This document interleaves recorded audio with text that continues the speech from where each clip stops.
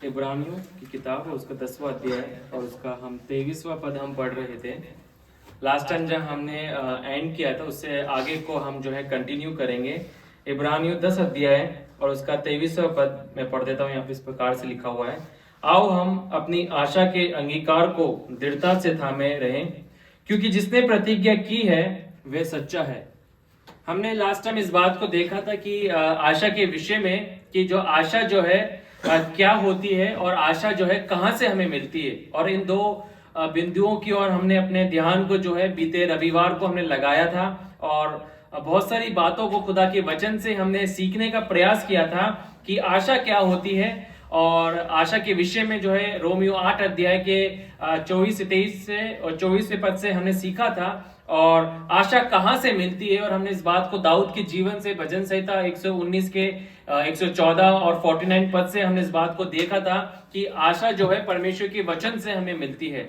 आइए हम आगे की ओर अग्रसर करेंगे, कंटिन्यू करेंगे। और तीसरा जो बिंदु है, तीसरा जो केंद्र है इस सब्जेक्ट का, वो ये है कि हम अपने आशा के अंगीकार को दृढ़ता से कैसे थाम सकते हैं। कैसे, जब हमें आशा परमेश्वर के वचन से प्राप्त होती है और आशा को जब हम प्राप्त कर लेते हैं, वो आशा जो अभी हमारे लिए हुई नहीं है, जो बातें अभी हमारे को दिख नहीं रही हैं, जो बातें अभी शायद हमें समझ में नहीं आ रही हैं, मगर हमने उसको क्या कर लिया है, ग्रहण कर लिया है। मगर सवाल यह है कि हम अपने आशा के अंगीकार को दृढ़ता से कैसे थामे रह सकते हैं। जो बातें प्रभु ने हमें अपने वचन के द्वारा, अपने अपने दर्शन के द्वारा, अपनी बुलाहट के द्वारा हमें प्रकट कर दी है, हमें दे दी है, अब उसे हम कैसे थामेंगे, दृढ़ता से कैसे थामेंगे, उस और अपने ध्यान को हम परमेश्वर के वचन से हम लगाएंगे। और आज हम इस और प्रभु के वचन से कुछ बातों को हम देखेंगे।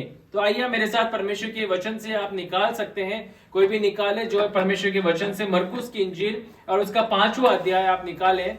मरकुस की इंजील और उसका जो है 5वां अध्याय हम निकालेंगे और उसका हम जो है 35वें पद से पढ़ना हम आरंभ करेंगे। मरकुस की इंजील और उसका जो है हम निकालेंगे 5वां अध्याय और 35वें पद से पढ़ना हम आरंभ करेंगे। आइए पढ़िए। वह ये कह ही रहा था कि आराधनालय के सरदार के घर से लोगों ने आकर कहा, तेरी बेटी तो मर गई है, अब गुरु को क्यों दुख देता है। जो बात ये वे कह रहे थे उसको यीशु ने अनसुनी करके आराधनालय के सरदार से कहा, मत डर, केवल विश्वास रख। हाँ, अब यहाँ पर हम इस बात को देखते हैं कि एक सूबेदार जो है अपनी बेटी की चंगाई के लिए यीशु मसीह के पास आते हैं। और यीशु मसीह के पास जब यह आता है तो क्या होता है कि यीशु मसीह उसके संग जो है हो लेते हैं और यीशु मसीह भी एक अपने चेलों के साथ जो है उस जगह जा रहे होते हैं जहाँ पे उस बेटी को वे पड़े हुए पाते हैं। मगर हम देखते हैं परमेश्वर के वचन से हम यहाँ पर पाते हैं, अगर हम 25वें पद से हम पढ़ेंगे तो 25वें पद को पढ़े, क्या लिखा हुआ है 25वें पद में, मरकुस 5 का 25। एक स्त्री थी जिसको 12 वर्ष से लहू बहने का रोग था। उसने बहुत वेदों से बड़ा दुख उठाया और अपना सब माल वे करके पकड़ने पर भी उसे कुछ लाभ न हुआ था, परंतु और भी रोगी हो गई थी। वे यीशु की चर्चा सुनकर भीड़ में उसके पीछे से आई और उसके वस्त्र को छू लिया। अब यहाँ पर हम देखते हैं कि स्त्री के पास एक विश्वास था, क्योंकि उसने बहुत सारी बातें यीशु मसीह से संबंधित सुनी थी कि यीशु मसीह इस रीति से, इस प्रकार से लोगों को शुद्ध करते हैं और चंगा करते हैं और लोग जो है यीशु मसीह के जीवन के द्वारा अपने जीवन में चमत्कार को प्राप्त कर लेते हैं। तो स्त्री के पास भी क्या थी, एक आशा थी कि मैं यीशु मसीह के पास जाऊंगी और उसकी वस्त्र की अगर मैं छोर को भी छू लूंगी तो मैं क्या हो जाऊंगी, ठीक हो जाऊंगी।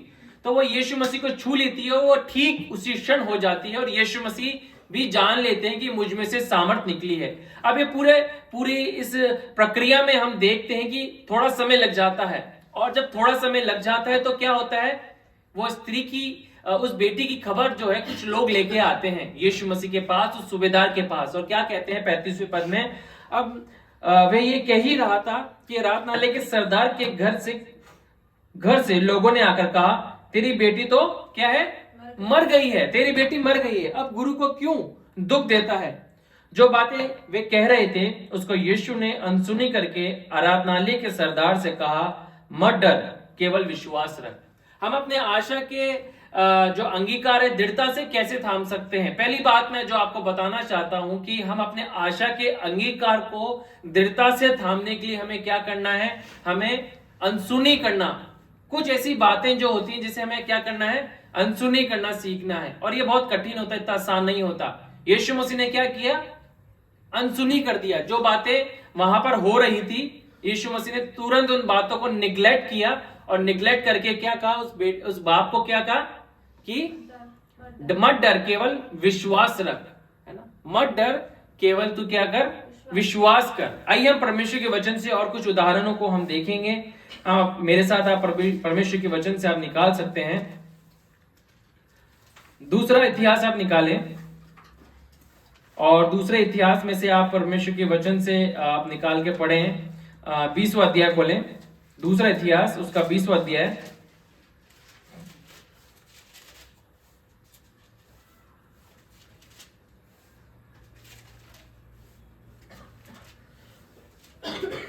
और 15वां वचन से कोई पढ़ना आरंभ करें। मैं पढ़ूं? जी। तब वह कहने लगा, हे सब यहूदियों, हे यरूशलेम के रहने वालों, हे राजा यहोशापात, तुम सब ध्यान दो।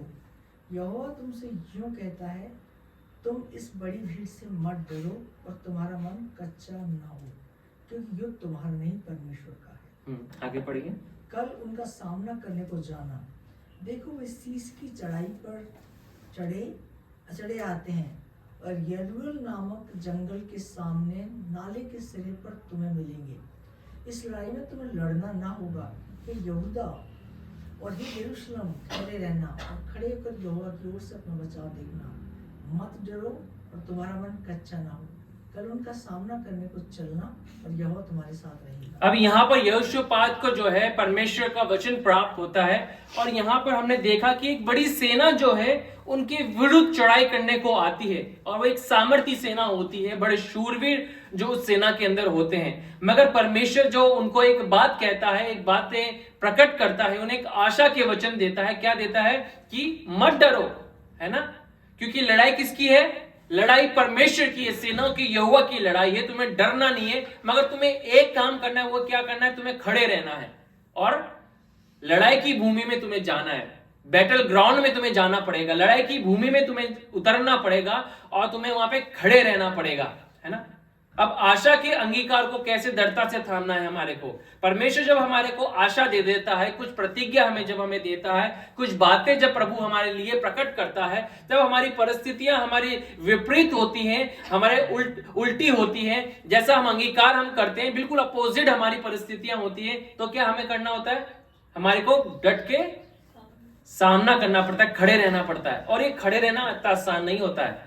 खड़े रहना क्या होता है, आसान नहीं होता है। लोग बहुत सारी बातों को यहाँ पर कहते हैं, बहुत सारी बातें यहाँ पर होती हैं। हो सकता है कि यहोशापात को जब परमेश्वर का वचन पहुंचा होगा, तो बहुत सारे लोगों ने उसके पास आके कहा होगा कि तू इन वचनों के ऊपर विश्वास मत कर। बहुत सारी ऐसी बातें हो सकती है उसके पास आई होंगी, उसको भी बोली गई होंगी, मगर जिसका जिक्र जो है यहाँ पर नहीं दिया गया होगा। आगे कुछ उदाहरणों को हम पढ़ेंगे कि किस प्रकार से परमेश्वर की प्रतिज्ञा उन लोगों के पास भी थी, मगर उन लोगों ने क्या करा, उन्होंने उन लोगों की बात सुन ली, है ना। उन लोगों की बात सुन के उनके जीवन में क्या घटा वो भी हम देखेंगे। मगर यहाँ पे हम पढ़ेंगे परमेश्वर के वचन से, कोई भी पढ़े 21वां पद और 22वां पद पढ़े इसी अध्याय का। 21वां पद और 22वां पद भी पढ़े। दूसरा इतिहास 20वां अध्याय का 21 और 22वां पद। तब उसने प्रजा के साथ सम्मति करके कितनों को ठहराया, जो कि पवित्रता से शोभायमान होकर हथियारबंदों के आगे आगे चलते हुए यहोवा के गीत गाएं, और यह कहते हुए उसकी स्तुति करें, यहोवा का धन्यवाद करो, क्योंकि उसकी प्रेरणा सदा की है। जिस समय वे गाकर स्तुति करने लगे, उसी समय यहोवा ने अम्मोनियों, मोआबियों और शहर के पहाड़ी देशों के लोगों पर जो यहूदा के विरुद्ध आ रहे थे, घातकों को बैठा दिया, और वे मारे गए। अब यहाँ पर हम देखते हैं कि वो आराधना कर रहे होते हैं, स्तुति कर रहे होते हैं। कब कर रहे होते हैं, कहां पर कर रहे होते हैं, बैटल फील्ड में कर रहे होते हैं, है ना। अपने घरों में बैठ के नहीं कर रहे होते, मगर युद्ध की भूमि में जाके वे कर रहे होते हैं। और जब वे कर रहे होते हैं तो क्या होता है, परमेश्वर ने उनको युद्ध के मैदान में बिना उन्हें लड़े उन्हें जिता दिया। हम परमेश्वर के काम को यहाँ पर देखते हैं कि वो लिखा हुआ है, जिस समय वे गाकर स्तुति करने लगे उसी समय, किस समय, उसी समय, उसी क्षण क्या हुआ, यहोवा ने अमोनियों और मोआबियों और सेईर के पहाड़ी देश के लोगों पर जो यहूदा के विरुद्ध आ रहे थे घातकों को बैठा दिया और वे मारे गए। परमेश्वर ने उन्हें विजयी कर दिया। कब विजय किया?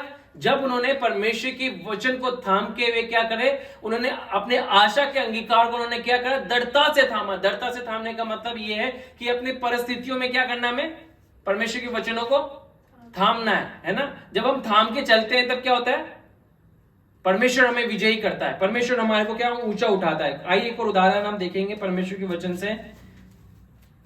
निकाले, अब गिनती निकालें, उसका 13 अध्याय निकालें। गिनती उसका 13 अध्याय हम निकालेंगे।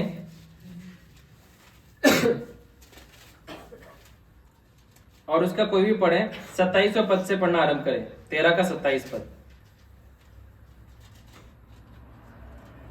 उन्होंने मूसा से यह कहकर वर्णन किया, जिस देश में तूने हमको भेजा था उसमें हम गए, उसमें सरसों दूध और मधु की धाराएं बहती हैं और उसकी उपज में से यही है। अब यहाँ पर जो है कितने भेदिए भेजे गए मूसा के द्वारा? 12 भेदिए भेजे गए। 12 भेदी जब गए उस देश के अंदर और वे 40 दिन के बाद लौटकर जब वापस से आए तो वे कुछ भेद को लेके आए, कुछ बातों को लेके आए जो उन्होंने उस भूमि में जाके देखी थी। परमेश्वर ने जब उन्हें प्रतिज्ञा दी थी कि जब उस नगर में तुम जाओगे वो नगर कैसा होगा, वहां पर क्या होगा, दूध और मधु की धारा बहेंगी, है ना। वहां पे तुम देख नहीं पाओगे। इस प्रकार का वे फलवंत और भव्य देश वे होगा, सामर्थ्य देश वे होगा, है ना। और वो वहां पे जाते भी हैं और ऐसी बातों को वो क्या है, देखते भी हैं। मगर आगे पढ़े क्या लिखा हुआ है, परंतु उस देश के निवासी बलवान हैं और उसके नगर गढ़ वाले हैं और बहुत बड़े हैं। और फिर हमने वहां अनाक वंशियों को भी देखा।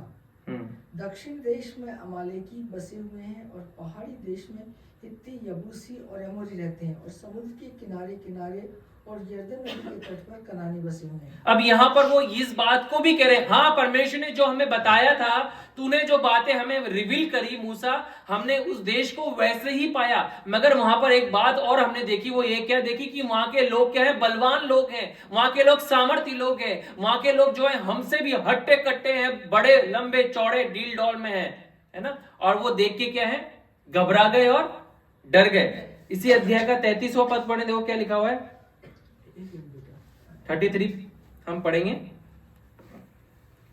फिर हमने वहां नपीलों को अर्थात नपीली जाति वाले अनाक वंशियों को देखा और हम अपनी दृष्टि में उनके सामने टिड्डे के समान दिखाई पड़ते थे और ऐसे ही उनकी दृष्टि में मालूम पड़ते थे। अब यहाँ पर वो देख रहे कि जब हम उनके सामने गए, हम उनके पास में गए, हम उनके सामने टिड्डियों के समान नजर आते थे, है ना।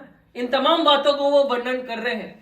और जब इन तमाम बातों का वे वर्णन कर रहे हैं, उन्होंने इस बात को तो भूल ही गए कि परमेश्वर ने हमें किस प्रकार से बचाया, किस प्रकार से मिस्र में से प्रभु ने हमें निकाला, किस प्रकार से जब परमेश्वर ने मिस्र के ऊपर जो है उन विपत्तियों को, 10 विपत्तियों को भेजा, तो प्रभु ने उन 10 विपत्तियों में से हमें निकाला, हमारे को बचाया। और हमने इस बात को अपनी आंखों से देखा कि मिस्र के लोग जो हैं वो पीड़ित होते थे, उन पे वे प्रभावित होते थे, उनके ऊपर ये इफेक्ट होता था।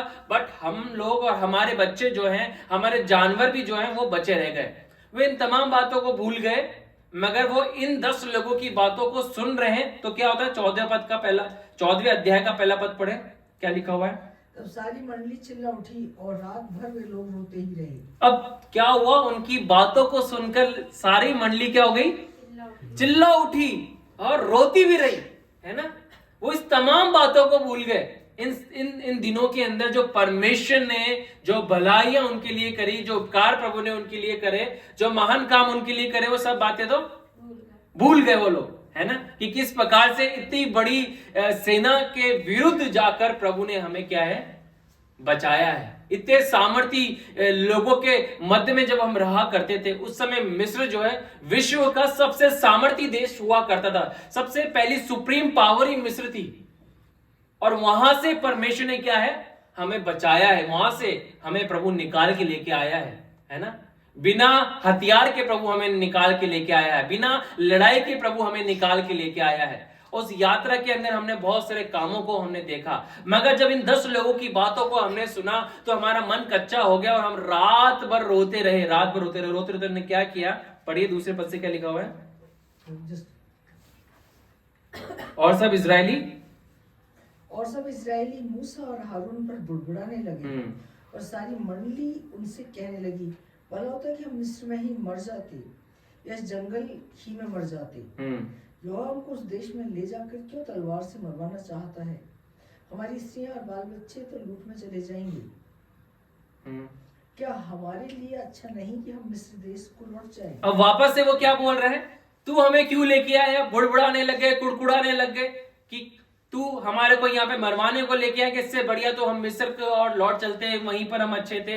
बहुत सारी बातों को वो यहाँ पर वो कहते हैं। चौथे पद में लिखा हुआ है, फिर वे आपस में कहने लगे, आओ हम किसी को अपना प्रधान बना लें और मिस्र को लौट चलें। अब वो ये भी कह रहे हैं कि हम परमेश्वर के अपॉइंटेड जन को जो है साइड में कर देते हैं और क्या करते हैं, हम खुद एक लीडर को चुन लेते हैं और वो हमारे को क्या करेगा, मिस्र की ओर लेके चलेगा वापस से, है ना। इतने निराश वो लोग क्यों हो गए? क्या कारण था उनका निराश होने का? क्योंकि उन्होंने उन 10 लोगों की बातों को सुना, अनसुनी नहीं किया। उन 12 जनों में से 10 लोगों ने नकारात्मक बातें बोली, बट 2 लोग कौन थे, यहोशू और कालेब। उनका स्टेटमेंट कुछ और था, है ना। यहोशू और कालेब भी कुछ बोल रहे थे, यहोशू कालेब भी कुछ स्टेटमेंट को दे रहे थे, वो भी परमेश्वर के जन थे और वो कुछ बातों को बोल रहे थे, मगर पूरी प्रजा के लोगों ने उन 2 की बातों को, जो सकारात्मक सोच थी, जो विश्वास से भरी हुई थी, सामर्थ्य बातें थी, उस और ध्यान ना देकर उन 10 की और क्या ध्यान दिया। और क्या हुआ, वो रात भर रोते रहे, निराशा में पड़ गए। और यही है, हम अपने आशा के अंगीकार को अगर दृढ़ता से थामना है हमें, तो अपनी परिस्थितियों में हमें क्या करना पड़ेगा, हमें नकारात्मक विचारधाराओं को हमें त्यागना पड़ेगा, है ना। जो हमारे को रौंदने को आती है, हमारे को गिराने को आती है, ऐसे लोगों से हमारे को अपने कानों को फेरना पड़ेगा। लास्ट टाइम मैंने इस बात को कहा था कि ना, हम जब निराश होते तो हम फेसबुक को खोल लेते हैं, यूट्यूब को खोल लेते हैं, या हम जो है इंस्टाग्राम को खोल लेते हैं, उन पे रील्स को हम देखने लग जाते हैं। उसमें क्या होता है, हम अपनी अशांति को जो है दूर करने के लिए हम संसार की ओर ताकने को तैयार हैं, मगर हम परमेश्वर की वचन की ओर आने को तैयार नहीं है ना। और यही बार बार होता है। हम जब भी ऐसे कामों को करेंगे, जब हम डिप्रेस होंगे, हमें सबसे पहला काम क्या करना है, हमें प्रभु के पास आना है। और अगर हम प्रभु के पास नहीं आएंगे, अगर हमने दूसरा तरीका हमने ढूंढ लिया कि नहीं, हम तो है ना संसारिक चीजों को इस्तेमाल करेंगे, थोड़े समय के लिए हम शायद जो है हमें अच्छा लगे, हमारे मन को अच्छा लगे, हमारी आंखों को अच्छा लगे, हमारे कानों को अच्छा लगे, मगर वो हमारी आत्मिक दशा को नहीं सुधार सकती। हमारी आत्मिक दशा कहां से सुधरेगी, परमेश्वर के वचन से, है ना। इन लोगों ने क्या किया, इन लोगों ने भी नकारात्मक लोगों की बातों को सुन लिया और नकारात्मक बातों को सुना, अनसुनी नहीं किया। यीशु मसीह के पास भी बातें आई थी, मगर यीशु मसीह ने क्या किया, तुरंत अनसुनी किया। हम अपने आशा के अंगीकार को दृढ़ता से अगर थामना चाहते हैं अपने जीवन के अंदर, अपनी प्रतिज्ञा के अंदर, क्योंकि यात्रा जो होती है अपने प्रॉमिस लैंड की ओर जाने के लिए, अपनी बुलाहट की ओर जाने के लिए, वो यात्रा आसान नहीं होती, वो हमेशा दुखदायी होती, कई बार टफ होती है ना। और उसमें समय लगता है और बहुत सारी बातों का, चुनौतियों का हमें सामना उसमें करना पड़ता है। हमें जब हमारी आंसर प्रेयर हमें नहीं दिखती, हमारे को प्रार्थना नहीं दिखती पूरी होते हुए, उस दौरान जब जो जर्नी होती है वो बड़ी पेनफुल जर्नी होती है और उसके अंदर हमें बहुत सारी बातों का सामना करना पड़ता है, बहुत सारी नकारात्मक विचारों का सामना करना पड़ता है, नकारात्मक परिस्थितियों का सामना करना पड़ता है और ऐसे लोगों की टिप्पणियों का सामना करना पड़ता है जो हमें क्या कर सकती है, गिरा सकती है। पर हमें क्या करना है, उन तमाम बातों को अनसुनी करना है। अगर हम अनसुनी करेंगे तभी हम अपने बैटल फील्ड के अंदर, लड़ाई की युद्ध भूमि में हम क्या है, खड़े रह सकते हैं। यहोशापात को क्या बोला, तुझे जाना तो पड़ेगा, तुझे जाना तो पड़ेगा, तुझे युद्ध की भूमि में जाना पड़ेगा, मगर तब तू जाएगा तो क्या होगा, तुझे हथियार भी नहीं निकालने पड़ेंगे, मैं तुझे विजयी करूंगा। एक सामर्थी सेना के सामने। आप इमेजिन करें, इसको सोचे कि एक बड़ी सामर्थी सेना जो है उनके विरुद्ध चले आ रही है, और वे थोड़े से लोग हैं और वे खड़े हुए हैं, देख रहे हैं कि बड़े बड़े लोग, योद्धा लोग जो है तलवारों को, भाले को लेते हुए जो है हमारे और दौड़े आ रहे हैं, हमारे को नष्ट करने के लिए, घात करने के लिए दौड़े आ रहे हैं। हम इस बात को जानते कि वो हमसे सामर्थी है, हमसे बलवान है, मगर फिर भी परमेश्वर ने क्या कहा, तुम्हें तो जाना तो पड़ेगा। और जब वो गए और वो खड़े रहे और उन्होंने स्तुति करना आरंभ किया, परमेश्वर ने उन्हें विजय किया। कब किया? जब उन्होंने युद्ध की मैदान में खड़े होकर विश्वास किया परमेश्वर के ऊपर कि नहीं प्रभु, हम खड़े रहेंगे। अपने आशा के अंगीकार को हम दृढ़ता से थामेंगे। कैसे थामेंगे? अपनी परिस्थितियों में खड़े रहकर, है ना। अगर हम अपनी परिस्थितियों में खड़े रहेंगे, परमेश्वर के वचन को थामे रहेंगे और ना केवल अंगीकार करेंगे मगर उस अंगीकार को हम अपने जीवन से आगे लेके जाएंगे, तो प्रभु हमें निश्चय ही विजयी करेगा, है ना। Your action is louder than your words, है ना। आमीन, है ना। Your action is louder than your words, है ना। आपका जो क्या बोलते हैं, इसका हिंदी अनुवाद ये होगा कि हमारा जो कार्य है वो हमारे आवाज से, हमारी वाणी से ज्यादा तेज बोलता है ना। हमारे प्रचार से ज्यादा हमारा जीवन ज्यादा बोलेगा, है ना। यही बात है। परमेश्वर इन्हीं वचनों के द्वारा हमारे को सिखाता है, मुझे भी सिखाता है इस बात के लिए कि खुदा हमें को बोलता है कि तुम्हें खड़े तो रहना पड़ेगा, अपने आशा के अंगीकार को तुम्हें थामना तो पड़ेगा। कैसे थामोगे? परिस्थितियों में ही थामोगे। इन लोगों ने, यहोशापात ने परमेश्वर के वचन को थामा, और आगे अगर हम पढ़ेंगे तो यहोशापात घुटने के बल गिरा, परमेश्वर को उसने दंडवत किया, प्रभु को उसने धन्यवाद दिया कि खुदा कि सच में तूने हमें विजयी करके दिखाया परमेश्वर, है ना, तूने हमें खड़ा किया परमेश्वर। तो प्रभु आज हमारे को वचन के आधार पर इस बात को सिखा रहा है कि जब हम आशा को प्राप्त करते हैं, आशा के विषय में जब हम सुनते हैं मगर उस आशा को पूरी होते हुए नहीं देखते हैं, तो हमारे को क्या करना है इस जर्नी के अंदर? अपने आशा के अंगीकार को क्या है, दृढ़ता से थामना है। और थामेंगे कैसे? अपनी परिस्थितियों में खड़े रह के, अपनी परिस्थितियों में क्या है, खड़े रह के, चाहे कैसी भी बातों का हम सामना क्यों ना कर रहे हो परमेश्वर, बातें हमारे विपरीत है प्रभु, नकारात्मक बातें हैं प्रभु जी, है ना, हमारे फेवर में नहीं है, मगर हम खड़े रहेंगे परमेश्वर और तेरे वचन को हम लेके चलेंगे प्रभु जी। और जब हम लेके चलेंगे तो खुदा का वचन हमारे जीवन में पूरा होगा, हमारे जीवन के द्वारा परमेश्वर इस वचन को क्या है, पूरा करके दिखाएगा, है ना। मगर आधार क्या है? चौथी बात मैं आपको बताना चाहता हूं कि आधार क्या है, क्यों ये 10 लोग जो है नकारात्मक बात बोल रहे थे और 2 लोग जो है क्यों पॉजिटिव बात को, सकारात्मक बातों को बोल रहे थे? क्या आधार था? आज 2 प्रकार के लोग हैं, एक नकारात्मक बोलने वाली भीड़ है और सकारात्मक बोलने वाले कुछ लोग हैं, है ना। मगर इस भीड़ में हम कहां खड़े हैं, ये कैसे हम डिफाइन करेंगे अपने जीवन में, उसका आधार क्या होना चाहिए? आइए हम प्रभु के वचन से हम देखें, परमेश्वर के वचन से हम देखेंगे। कोई भी निकाले, यूहन्ना की इंजील उसका 11वां अध्याय हम निकालेंगे। चौथी बात हम देखेंगे, चौथा बिंदु हम देखेंगे कि कैसे हम अपने आशा के अंगीकार को हम दृढ़ता से थामे। उसको हमने देखा, मगर हमारा आधार क्या है उसको थामने का? किस आधार से हम खुदा के वचन को अपने जीवन में थाम सकते हैं? क्या आधार है? निकालें यूहन्ना की इंजील उसका 11वां अध्याय उसका 41 से पढ़ना आरंभ करें।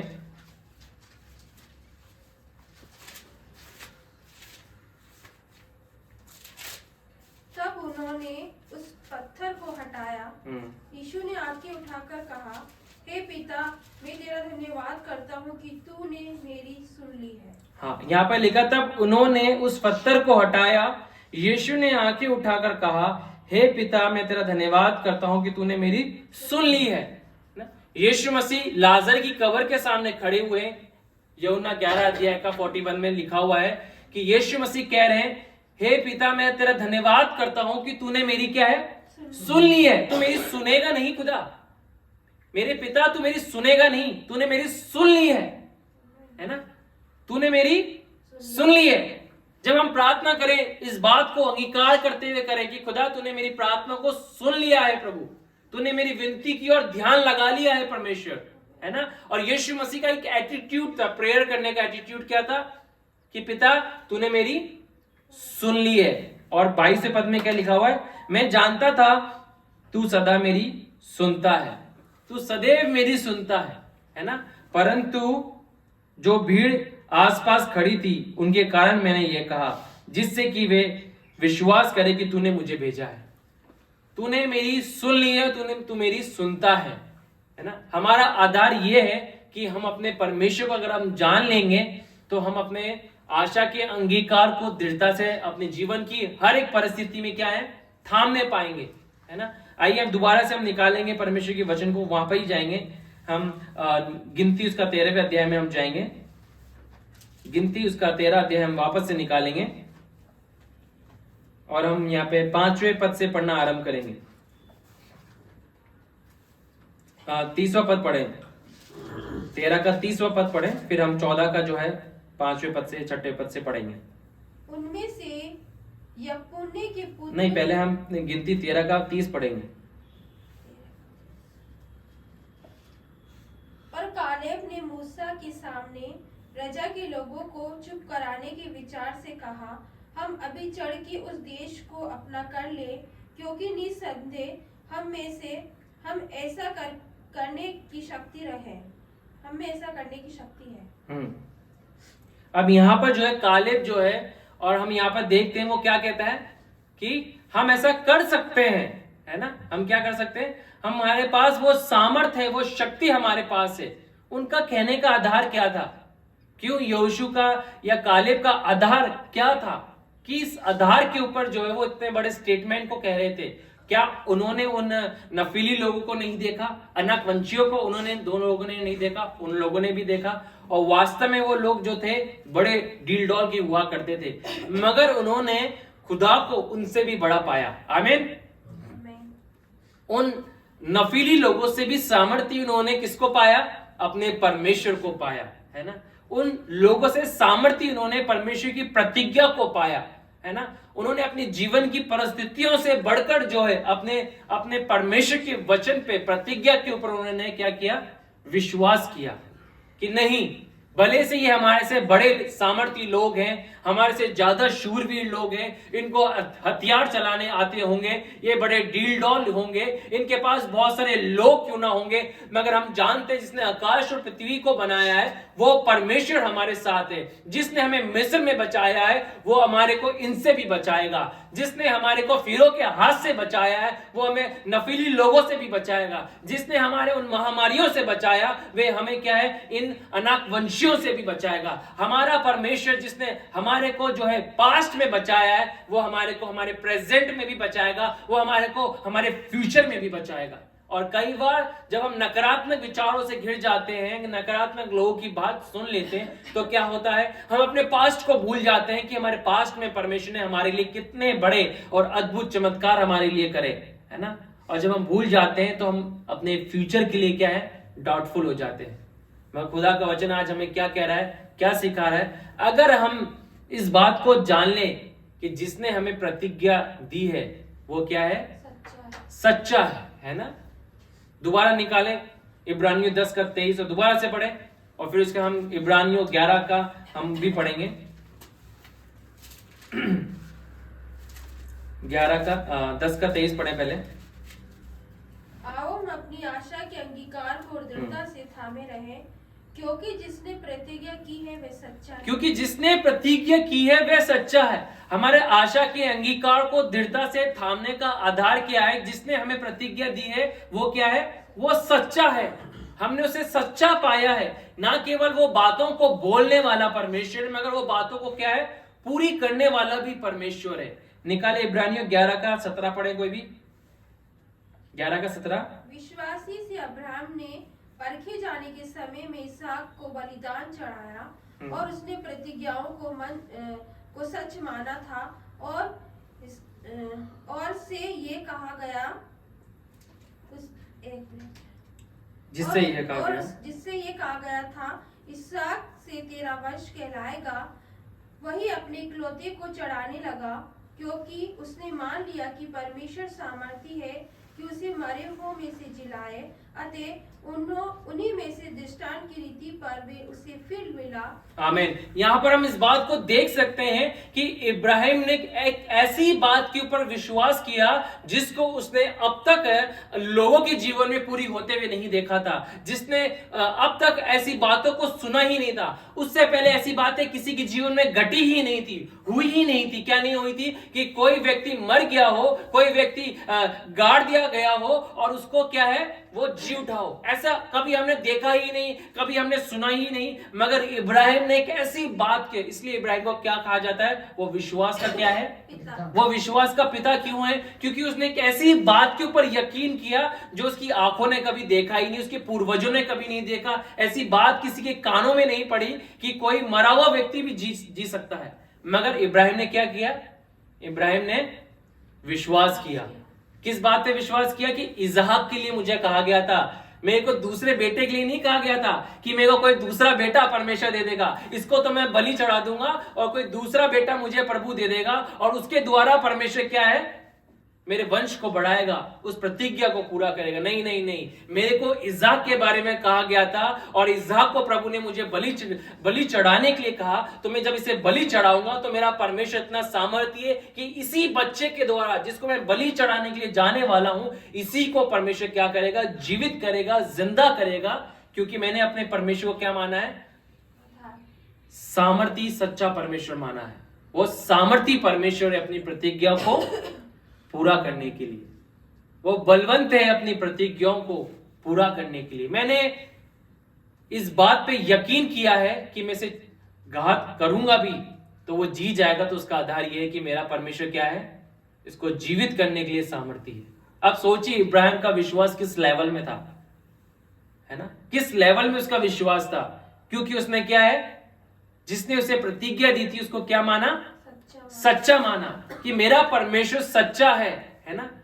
हम दाऊद के जीवन में देखते हैं कि दाऊद जो है, पहला शमूएल में अगर हम पढ़ेंगे तो दाऊद जो है जब इन बातों को सुनता है, जब गोलियत जो है ललकारता है, इजरायली सेना को जब ललकारता है, परमेश्वर के लोगों को ललकारता है, तो क्या होता है, पूरे लोग जो है डरने लग जाते हैं, है ना। शाऊल भी क्या है, डर जाता है, पूरे लोग डर के साइड में बैठ जाते हैं। मगर जब दाऊद को ये बातें सुनाई देती है तो क्या होता है, दाऊद चुपचाप नहीं बैठता। दाऊद शाऊल के पास जाता है और क्या बोलता है कि मैं जाके उससे लड़ूंगा, मैं उसे क्या करूंगा, मैं उसे घात करूंगा। क्योंकि इसने किसको ललकारा है, जीवते परमेश्वर की सेना को उसने क्या है, ललकारा है। मैं क्या है, उसे घात करके दिखाऊंगा और आज ही परमेश्वर इसको मेरे हाथों में कर देगा। ये उसका स्टेटमेंट होता है ना। और शाऊल क्या करता है, आपको पता है शाऊल क्या करता है, दाऊद के साथ जब वो लड़ाई करने के लिए जा रहा होता है, शाऊल उसको क्या बोलता है कि तू इन हथियारों को ले ले, है ना, तू इन हथियारों को, आइए निकाले परमेश्वर के वचन से। पहला शमूएल हम निकालेंगे और उसका हम निकालेंगे 17वां अध्याय हम निकालेंगे और उसका 29 पद पढ़ें कोई भी, 17 का 29। पहला शमूएल 17 और उसका 29 पद हम पढ़ेंगे। यहाँ पे इस प्रकार से लिखा है। दाऊद ने कहा, अब मैंने क्या किया है। पहला शमूएल 17 का 29, 17 का पहला शमूएल 17 का 39 सॉरी, हाँ सॉरी 39। तब दाऊद ने उसकी तलवार वस्त्र के ऊपर कसी और चलने का यत्न किया। उसने तो उनको न परखा था, इसलिए दाऊद ने शाऊल से कहा, इन्हें पहने हुए मुझसे चला नहीं जाता, क्योंकि मैंने इन्हें नहीं परखा है। और दाऊद ने उन्हें उतार दिया। यहाँ पर लिखा हुआ है कि दाऊद ने उन्हें उतार दिया, है ना, और वो ऐसे ही चला जाता है ना। मगर हम यहाँ पर देखते हैं उसके जाने का आधार क्या है ना। गोलियत के पास जाने का आधार क्या है, गोलियत से लड़ने का आधार क्या है, बिना तलवार के भाले के ले जाने का आधार क्या है। आइए पढ़िए कोई भी, इसी के ऊपर हम पढ़ेंगे। 33 पद से पढ़ना आरंभ करें, 17 का 33। शाऊल ने दाऊद से कहा, तू जाकर उस पलिश्ती के विरुद्ध युद्ध नहीं कर सकता। आप देख रहे हैं, एक नकारात्मक बातें उसके पास भी पहुंच रही है कि तू नहीं कर सकता, तू उससे लड़ नहीं सकता। आगे क्या लिखा हुआ है? क्योंकि तू तो लड़का ही है तू तो लड़का ही है और वे लड़कपन से ही से योद्धा है। और वे लड़कपन से, तू तो लड़का है और मगर वो लड़कपन से ही क्या है? योद्धा है, एक शूरवीर योद्धा, एक सामर्थी योद्धा है जिसने पूरी सेना को ललकारा और पूरी सेना के पास एक हियाव नहीं है कि उसके पास जाके उसे लड़े। आगे पढ़े। दाऊद ने शाऊल से कहा, तेरा दास अपने पिता की भेड़ बकरियां चराता था और जब कोई सिंह या भालू झुंड में से मेमना उठा ले जाता था तब मैं उसका पीछा करके उसे मारता और मेमने को उसके मुंह से छुड़ा लेता और जब वे मुझ पर हमला करता तब मैं उसके केश को पकड़कर उसे मार डालता था। तेरे दास ने सिंह और भालू दोनों को मारा है और वे खतना रहित पलिश्ती उसके समान हो जाएगा क्योंकि उसने जीवित परमेश्वर की सेना को ललकारा है। उसने जीवित परमेश्वर की सेना को ललकारा है। आगे पढ़े। फिर दाऊद ने कहा, यहोवा जिसने मुझे सिंह और भालू दोनों के पंजे से बचाया है वे मुझे उस पलिश्ती के हाथ से भी बचाएगा। आमीन। जिसने मुझे उस भालू से भी और शेर से भी बचाया है वो मुझे किससे बचाएगा? पलिश्ती के हाथ। इससे भी बचाएगा। यानी कि वो अपने पास्ट में अपने परमेश्वर की किए हुए उपकारों को, उसके चमत्कारों को, उसके कामों को भूला नहीं है और वो काम उसका क्या है? उसके फ्यूचर का आधार बन गया है। क्या बन गया है? कि मेरे परमेश्वर को मैंने अपने भूतकाल के अंदर, अपने पास्ट के अंदर विश्वास योग्य पाया है तो वो मेरे फ्यूचर में भी मेरे क्या है? विश्वास योग्य रहेगा, वो सामर्थ्य रहेगा। उसका स्वभाव और उसका नेचर जो है, उसका कार्य करने का तरीका जो है, जो उसकी सामर्थ्य है वो नहीं बदलेगी। वो आज भी वही परमेश्वर है। इब्रानियों में क्या लिखा हुआ है? हम क्या पढ़ते हैं? 13वें अध्याय में हम पढ़ते हैं कि परमेश्वर युगानुयुग कैसा है? आजकल और युगानुयुग एक सा है। वो बदला नहीं है, उसकी सामर्थ्य नहीं बदली है, उसके काम करने के तरीके नहीं बदले हैं। आज भी वही परमेश्वर है जो वो इब्राहिम का था, याकूब का था, इसहाक का था, दाऊद का था, वही आज हमारा भी परमेश्वर है। जो पतरस और यूहन्ना का परमेश्वर हुआ, जो पौलुस का परमेश्वर हुआ, वो आज भी हमारा वही परमेश्वर है ना। यहाँ पे लिखा हुआ है 44 में, मैं पढ़ देता हूं। यहाँ पहला शमूएल 17 अध्याय के 44 पद में यहाँ पे इस प्रकार से लिखा है, फिर पलिश्ती ने दाऊद से कहा, मेरे पास आ, मैं तेरा मांस आकाश के पक्षियों और वन पशुओं को दे दूंगा। दाऊद ने पलिश्ती से कहा, तू तो तलवार और भाला और साग लिए हुए मेरे पास आता है, परंतु मैं सेनाओं के यहोवा के नाम से तेरे पास आता हूं, जो इजरायली सेना का परमेश्वर है और उसी को तूने ललकारा है। मैं सेनाओं के यहोवा के नाम से तेरे पास आया हूं। तू तो सामर्थी व्यक्ति अपने आप को ठहराता है, हथियार को लेके आता है, मगर मैं क्या आया हूं? मैं सेनाओं के यहोवा के नाम को लेके तेरे पास आया हूं। मैं इन हथियारों पे यकीन करके या इन हथियारों के आधार पे अपनी क्षमता, अपनी ताकत या अपनी जवानी के आधार पे तेरे पास नहीं आता हूं। मैं किसके आधार पे आता हूं? अपने परमेश्वर के आधार पर, अपने सेनाओं के यहोवा के आधार पर तेरे पास आता हूं। क्योंकि जिसने प्रतिज्ञा दी है, जिसने कहा है, जिसने इजराइल को बचाया है, जिसने कहा मैं इजराइल को आगे भी बचाता रहूंगा, मैं उनका परमेश्वर ठहरूंगा, मैं उनका पिता ठहरूंगा, वो मेरा भी पिता है, वो मेरा भी परमेश्वर है, वो मुझे भी बचाएगा। जिसने मुझे हर एक परिस्थितियों में निकाला वह आज भी मुझे निकाल के खड़ा करेगा। हमारा आधार क्या है? हम अपने आशा के अंगीकार को दृढ़ता से जब तक नहीं थाम सकते जब तक हम जिसने हमें आशा दी है उसको हम विश्वास योग्य ना जान लें। मगर जिस दिन हम इस बात को जानेंगे कि वो विश्वास योग्य है, वो सच्चा है, वो सामर्थी है, तो अपने जीवन की हर एक परिस्थितियों में हम क्या करेंगे? हम दृढ़ता से सामना करेंगे, हम खड़े रहेंगे, है ना, और उसका क्या करेंगे? सामना करेंगे। थोड़े समय हमें लगेगा कि हम क्या है? हार गए।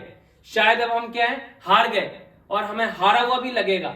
मगर जैसे ही हम अपने माइंड को रिन्यू करेंगे, रिन्यू कैसे करा जाता है? वचन में क्या लिखा है? रिन्यूइंग ऑफ योर माइंड, तुम्हारे मन के नए हो जाने से।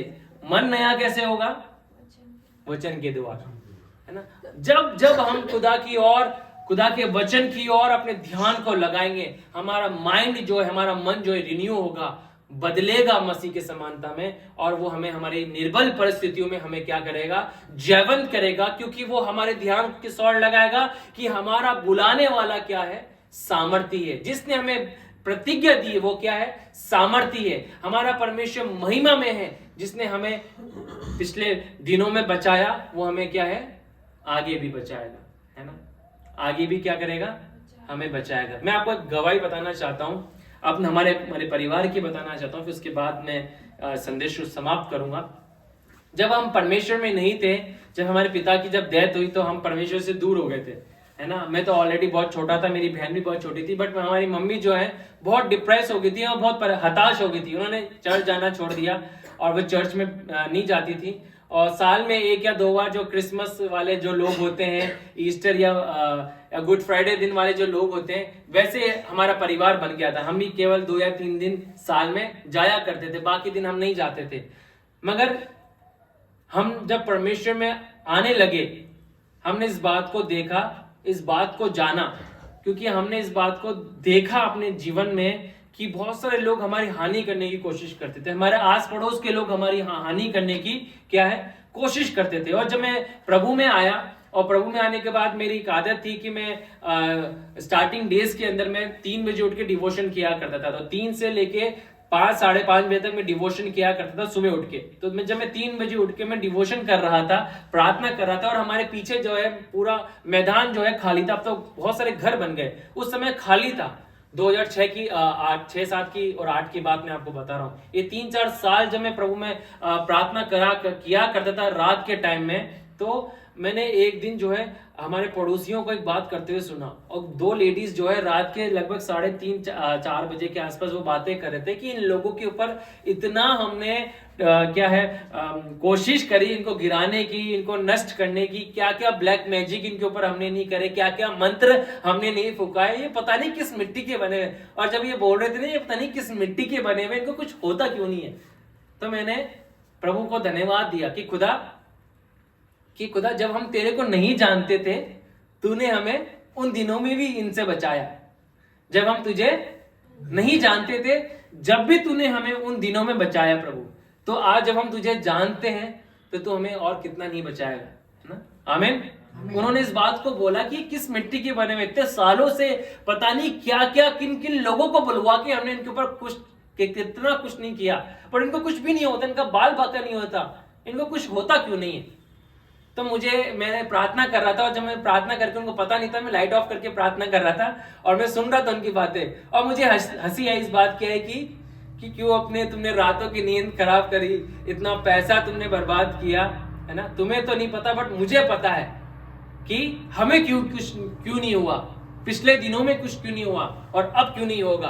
क्योंकि हमारा परमेश्वर कौन है, जीवता परमेश्वर है, सामर्थी परमेश्वर है, जो आकाश और पृथ्वी का करता है, जिसने अपने पुत्र के यीशु के लहू से हमें खरीद लिया है, जिसने अपने दाम को देके अपने पुत्र के दाम के द्वारा हमें खरीदा है, तो वो कैसे हमें कुछ होने देगा, है ना। और ये बातें जब मैंने सुनी तो मेरा विश्वास और मजबूत हुआ और बढ़ा, और उसके बाद से मुझे क्या एक स्ट्रेंथ मुझे प्राप्त हुई कि जो दुष्टात्मा से ग्रसित जो लोग हुआ करते थे, मैं उनके लिए प्रार्थना करने लग गया। पहले मैं डरा करता था अपने स्टार्टिंग डेज, इनिशियल डेज के अंदर, ऐसे लोगों के लिए जब प्रार्थना होती थी। हम जिन प्रभु के सेवकों के साथ जाया करते थे जवानी के दिनों में, तो मैं साइड में जाके बैठ जाया करता था। जब दुष्टात्मा रिवील होती थी, चुपचाप एकदम से बैठ जाता था, बाइबल को पकड़ के बैठ जाता था, है ना। थोड़ा सा डर सा लगता था, बट क्या हुआ, इन घटना के द्वारा मैंने सीखा कि ये हमारा कुछ भी नहीं कर सकती। क्यों नहीं कर सकती, क्योंकि हमारा परमेश्वर, हमारा बुलाने वाला परमेश्वर सामर्थी है, जो इनमें है उनसे कई अधिक सामर्थी हम में है। आमीन। इनके अंदर जो दुष्टात्मा, उससे कई अधिक सामर्थी परमेश्वर की आत्मा हमारे अंदर कार्य करती है। आकाश और पृथ्वी का बनाने वाला परमेश्वर हमारे अंदर वास करता है, इस बात को हमने जाना। और उसके बाद से मैं इस बात के लिए मैं प्रार्थना करने आरंभ किया। मैंने हाथ रख के मैंने प्रार्थना करना आरंभ कर दिया ऐसे लोगों के लिए। क्या आधार बना कि मैंने अपने परमेश्वर को इस बात के लिए जाना कि वो सामर्थी है इन बातों से हमें बचाने के लिए और लोगों को छुटकारा दिलवाने के लिए। आमीन। तो हम अपने आशा के अंगीकार को कैसे दृढ़ता से थाम सकते हैं अपने निर्बल परिस्थितियों में खड़े रह के। कैसे हम खड़े रहेंगे, जब तक हम खड़े नहीं रह सकते हैं, जब तक हम अपने बुलाने वाले परमेश्वर को हम सच्चा नहीं जानेंगे। और सच्चा कैसे जानेंगे? तो खुदा के वचन को पढ़ के, उसको थाम के, जीवन में उसको देखते हुए। तो आज मैं आपको इंकरेज करना चाहता हूं, आपकी परिस्थिति कैसी भी क्यों ना हो, जो इस वचन को सुनते हैं उनकी परिस्थिति कैसी भी क्यों ना हो, परमेश्वर ने आपको पिछले दिनों में बचाया है, आपके परिवार को बचाया है, वह आने वाले दिनों में भी बचाएगा, क्योंकि वो क्या है? सामर्थी परमेश्वर है। जब उसने आपको बचाया है तो आपके बच्चों को भी बचाएगा। आमीन। क्यों बचाएगा? क्योंकि उसने आपसे प्रेम किया है, आपके बच्चों से प्रेम किया है। हम सबसे परमेश्वर ने क्या किया है? प्रेम किया है। अपना एक लौता पुत्र उसने हमारे लिए दे दिया है। तो मैं इन वचनों के द्वारा इनकरेज इस बात के लिए करना चाहता हूं कि हमारा परमेश्वर क्या है? सामर्थी परमेश्वर है, सच्चा परमेश्वर है। इब्राहिम ने अपनी आशा के अंगीकार को अपनी निर्बल परिस्थितियों में दृढ़ता के साथ इसलिए थामा क्योंकि उसने अपने प्रतिज्ञा देने वाले परमेश्वर को विश्वास योग्य समझा। उसने इस बात को जान लिया, और जब उसने खंजर को उठाया और जब उस खंजर को बढ़ा रहा था, परमेश्वर ने के दूत ने आवाज दी, इब्राहिम इब्राहिम रुक जा, मैंने जान लिया है ना, मैंने क्या है? जान लिया है। और हमारा परमेश्वर जो हमारी निर्बल परिस्थितियों में भी हमारे को जब होके जाने देता है, प्रभु हमारे को सिखाता है, और जब हम खड़े रहते हैं तो परमेश्वर हमारे जीवन में उस चमत्कार को, उस उपाय को फिर क्या है? करके दिखाता है। हम कब तक प्रभु के उपाय को नहीं देख पाते हैं? जब तक हम खड़ा होना नहीं सीखते। मगर जब हम लड़खड़ाते भी खड़ा होना सीखेंगे तो हम परमेश्वर के काम को अवश्य देखेंगे, अवश्य देखेंगे। और इन वचनों के द्वारा मैं इंकरेज करना चाहता हूं, अगर हम लड़खड़ाते हुए भी खड़े हुए हैं, खुदा के लिए खड़े हुए हैं, खुदा के वचन को थामे हुए हैं, अंगीकार कर रहे हैं, खुदा के वचन को डिक्लेयर कर रहे हैं अपनी प्रार्थना में, अपनी परिस्थितियों में, तो परमेश्वर हमारे को एक दिन विजयी जरूर करेगा। और वो दिन दूर नहीं है जब हम परमेश्वर के वचनों को अपने जीवन में पूरा होते हुए देखने पाएंगे। तो प्रभु का हम धन्यवाद करते हैं इन वचनों के लिए, प्रभु की स्तुति करते हैं। आइए हम प्रार्थना करेंगे, फिर उसके बाद जो है हम सॉन्ग हम गाएंगे, और जो भी अनाउंसमेंट है उसके बाद हम देखेंगे। प्रभु जी, हम आपका धन्यवाद करते हैं, हम आपकी स्तुति प्रशंसा, हम आपकी बड़ाई करते हैं इन वचनों के लिए। जो वचन बोया गया वो 30, 60, 100 गुना लोग जीवन में फल आने वाला हो सके। प्रभु जी आप दया करें, अनुग्रह करें पिता परमेश्वर पिता, कि वचन जो यहाँ से बोला गया प्रभु जी, जो हमने सुना पिता, होने दें हम अपने आशा के अंगीकार को, खुदावन तेरे वचनों को खुदावन परमेश्वर ने हर एक निर्बल परिस्थितियों में दृढ़ता से थामना सीखे। प्रभु हम जानते हैं कई बार हम कमजोर पड़ जाते हैं अपनी हालातों में, अपनी परिस्थितियों में प्रभु जी, और कई बातें उन कामों को भी हम भूल जाते हैं प्रभु जो तूने हमारे लिए, हमारे परिवार के लिए किए होते हैं प्रभु जी। मगर हम एक बार फिर से अपने जीवन को तेरे वचन के द्वारा रिन्यू करते हैं, खुदावन तेरी ओर लगाते हैं और कहते हैं प्रभु जी, हाँ प्रभु हमारी बल से, हमारी स्ट्रेंथ से नहीं, मगर तेरी स्ट्रेंथ के द्वारा, तेरी आत्मा के द्वारा हमारे जीवन के हर एक पहाड़ प्रभु जी टल जाएंगे प्रभु जी। हाँ खुदावन हर एक चुनौतियां प्रभु जी समतल भूमि बन जाएंगी प्रभु जी, जो हमारे जीवन के आगे खड़ी हुई है पिता। हर एक दुख खुदावन, हर एक बीमारी परमेश्वर पिता प्रभु जी, हर एक प्रकार की खुदावन तकलीफ यीशु के नाम से प्रभु जी हमारे जीवन से दूर हो जाएगी खुदा, क्योंकि हमने तेरे वचन को खुदावन प्रभु थामा प्रभु जी, और उससे बढ़कर खुदावन तूने अपने वचनों को हमें दिया है प्रभु जी। जिसने हमें ये वचन दिया है प्रभु जी, वो सामर्थी, वो सच्चा है हमारे जीवन में इन वचनों को पूरा करने के लिए प्रभु। हाँ प्रभु जी, आप हमसे बढ़कर प्रभु जी अपनी महिमा में खुदावन परमेश्वर वचन को हमारे जीवन में पूरा करने के लिए विश्वास योग्य है प्रभु जी। दया करे, अनुग्रह करे पिता, आपकी स्तुति, आपकी प्रशंसा करते यीशु के नाम से इस प्रार्थना को मांगते हैं, आमीन। प्रभु का हम धन्यवाद करते हैं, परमेश्वर पिता की हम स्तुति करते हैं। कुछ अनाउंस